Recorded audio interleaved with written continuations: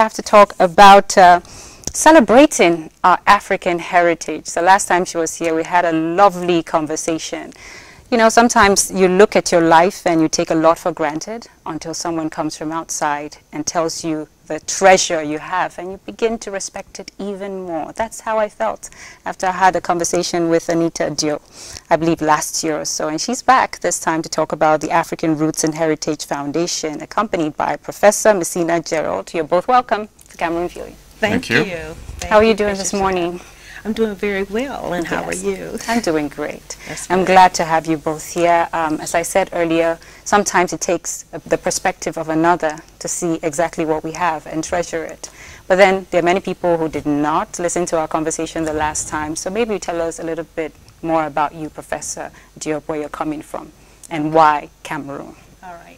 Okay, I was born and raised in Detroit, Michigan in the USA, and I had a dream about the mountaintop.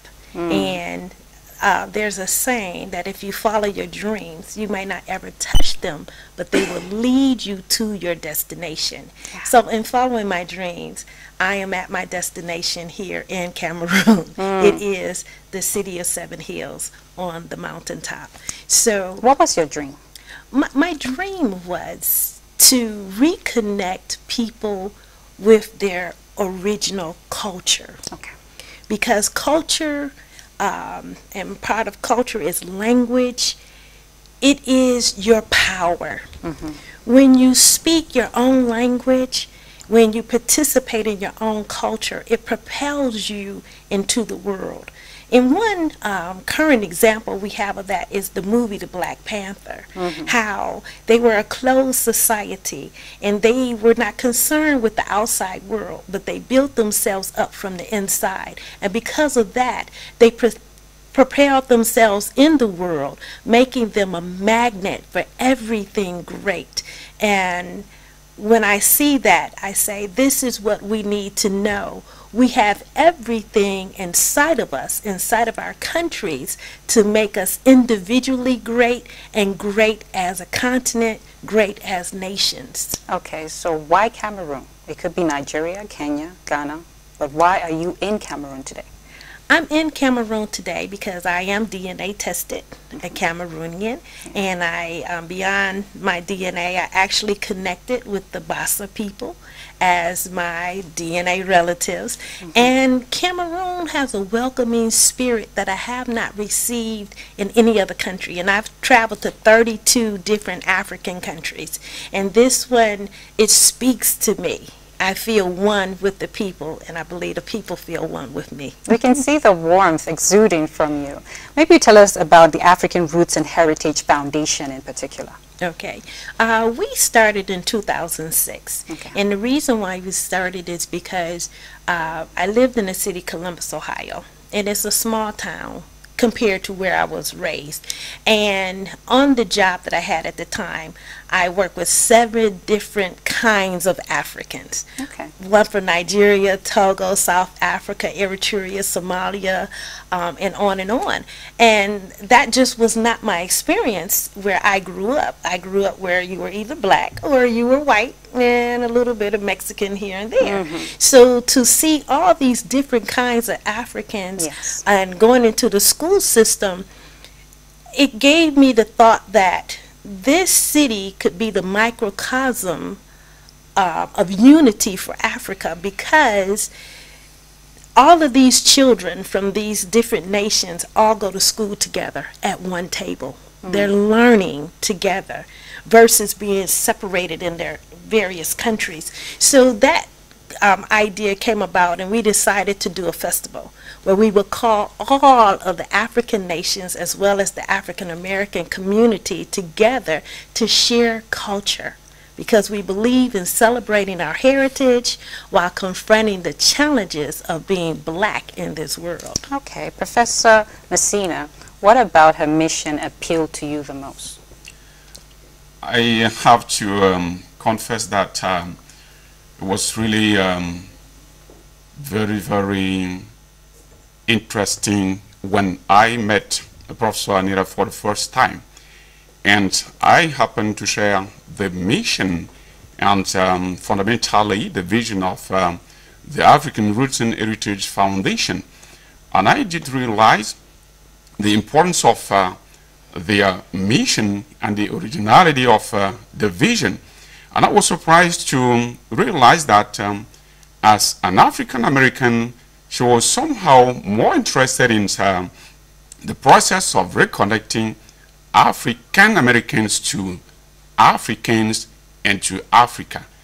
And I did realize that the responsibilities of fundamental Africans we are should be very, very important. And for it to be really important, we have to be conscious of the global process in terms of what happened, history, accidents. I would like to talk about slavery, colonizations, and the different challenges that produce a very negative psychological impact on African Americans who are to be regarded as our sons and daughters, lost sons and daughters. That is why I was able to embark on the business and be really committed. And by the way, I was opportune to participate in the global process of the most recent Black History Month. Black History Month in the United States of America, as usually. They always celebrate their prosperity and most prominently the resilience of the spirits of African Americans, what they have been able to do so far.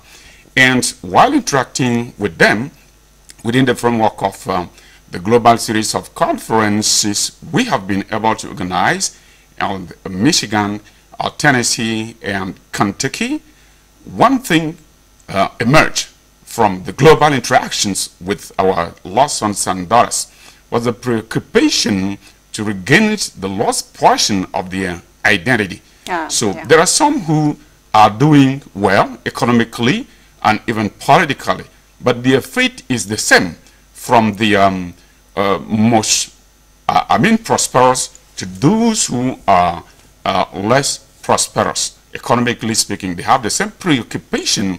They feel somehow marginalized, sidelined, and even to some extent jeopardized, whatever the extent to which they can try to participate in the global process and prosperity of the American society.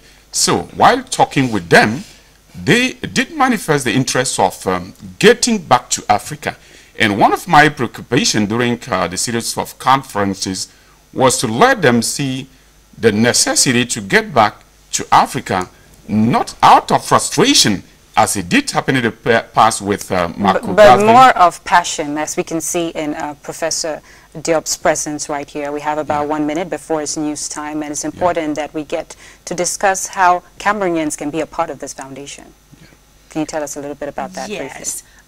We're opening up an office. We're doing a soft launch on March the 24th at the Quartier Mozart between 3 and 5 p.m. Okay. Quartier Mozart.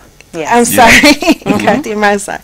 And we're looking for part-time assistants, as well as we're going to develop some internships with the neighboring universities, and we're looking for volunteers to help us launch this office.